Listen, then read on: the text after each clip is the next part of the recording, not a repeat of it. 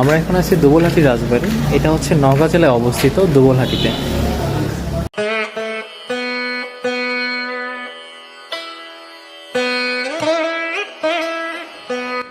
রাজবাড়ি আছে, তবে রাজা কিংবা রাজ্য নেই। আছে রাজা জমিদারদের সময়কার রোপণ করা অনেক বটবৃক্ষ আর তৈরি করা নানার স্থাপনা। আজকে আমরা এসেছি কালের সাক্ষী হয়ে দাঁড়িয়ে থাকা প্রায় 200 বছরের পুরনো ঐতিহ্যবাহী নওগাঁর বলিহার রাজবাড়ি।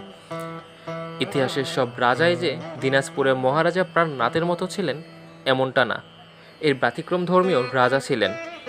প্রজাদের দুঃখ কষ্টের মাঝে তারা যেন শান্তি খুঁজে পেতেন।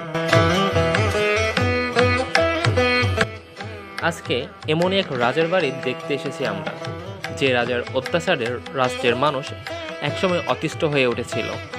এমনকি রাজ্যর কারো ঘরে সুন্দরী মেয়ে কিংবা স্ত্রী থাকলেও তাদের নিয়ে কী যে করা হতো